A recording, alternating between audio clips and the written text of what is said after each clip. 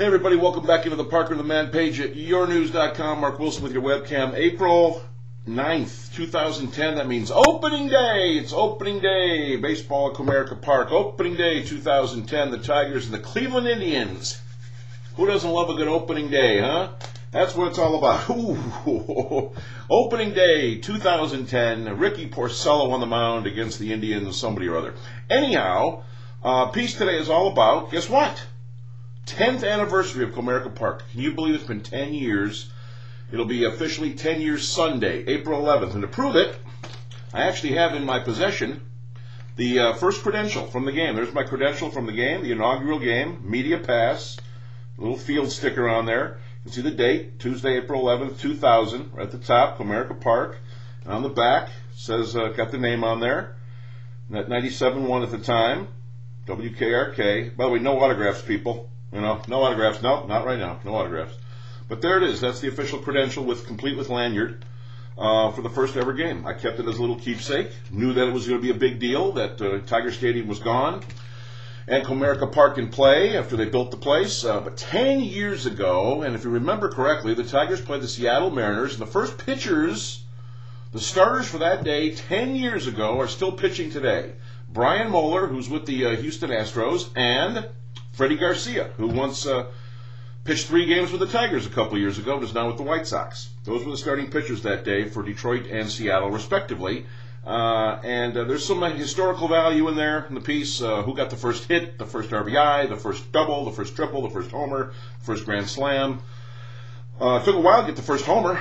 And if you don't, I'll even tell you who it was. It was Juan Gonzalez, if you can believe it. 22 home runs that year in his only year with the Tigers, the 2-time MVP from the Texas Rangers. Remember that horrible year when Gonzalez came here and started things off by saying he wasn't going to buy a house, he'd rather get an apartment because he didn't want to buy, rather rent. Smart idea, as it turned out, because he spent 1 year in Detroit. But he hit the first home run. It took 3 days to do it because the ballpark at the time was so big, so vast, they hadn't changed the fences until a few years later to allow more home runs to be hit there. But Comerica was always seen as a pitcher's park, and I'll never forget, there's a story in there about Joe Falls, the late great Joe Falls from the Detroit Free Press and Detroit News, about what he had to say about home runs that would be hit in the new ballpark. He loved Tiger Stadium. Didn't we all love it? I have to admit to you, as much as I liked the history of the ballpark, the whole Ty Cobb, Hank Greenberg, Kaline Kell, you know, Newhouser, Lolich, McLean thing, I thought the place was a dump. I always did. Don't take it out on me.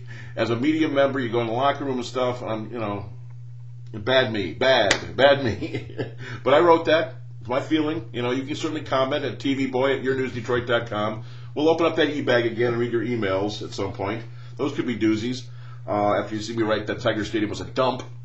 Not that you know it's everything. You know, I just write what you people are thinking. You know, because you all know what I'm talking about. But still, we love the ballpark. I love Tiger Stadium. But Comerica Park has really become something. There it is again. I think it's a great venue. I love the place. Have since they opened it in 2000. 10 years ago, though. Read all about that. The 10-year anniversary this weekend of Comerica. Tigers home opener, of course, after the 2-1 start in Kansas City, where the Royals bullpen was just terrible. Allowed the Tigers to win all 3 games. Kansas City could have easily been 3-0.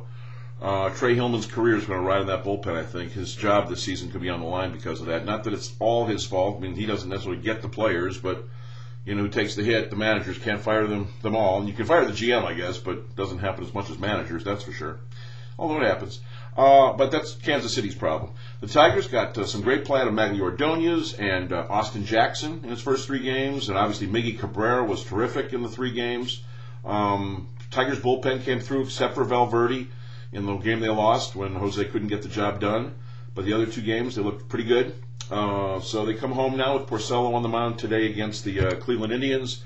And we get rolling here after the 2-1 start. Twins off to a 3-1 start in Anaheim, which is not so surprising, I guess, but, you know, Minnesota was the defending champion. Jim Thome at a homer, number 565. He's 35 away from 600. He'll be just the 7th player in baseball history to get that if he can get up to 35 this year or maybe next year, depending on how many hits. But Minnesota's 3-1, so nice start for them, and they still stay on the road. If there's ever a big series in April, it's the Twins and White Sox starting in Chicago this weekend. The only unbeaten team right now in Major League Baseball is San Francisco Giants. You can read about that. Masters Day 1, Tiger Woods. Everybody knows about that. I don't need to go crazy on that. 68, his lowest score ever for a first round. 2 eagles. He's never done that. Got a very warm reception from people. There was the one thing where the plane flew a banner and said, Tiger, you're into Buddhism instead of Buddhism. You know, that's the one thing. I had a banner going up over because they can't do anything at Augusta National. They're kicked out for that. But no one said about the airspace over it. So it was, it is what it was, I suppose, for Tiger Woods. But how about Tom Watson and Fred Couples? Couples has the lead. Watson is in second with 4 others. And that's 110 years of people right there between the 60-year-old Watson and the 50-year-old Couples. And Freddie C. all alone. Oldest man to ever lead outright at the Masters. Not even Jack Nicklaus, 50 years old, to do that. So we'll see what happens in round 2 if Couples and Watson can keep that going. Be a great weekend story with Tiger, Watson, and Fred Couples. Kidding? There's your ratings bonanza, CBS. Also, check out the piece on Todd Carter. A little story about him if you don't know who he is. He went to Grand Valley State University in Allendale, and he's doing something that not many smoothie makers have ever done before. That's what he was. WNBA draft. This is where I go, what an idiot. Who's stupid? Hello? I go log on to the WNBA draft because I said, you know what? Let's just see who the Shock took. Until I remember the Shock aren't here anymore. They moved to Tulsa, Oklahoma. I went, okay, forget about that.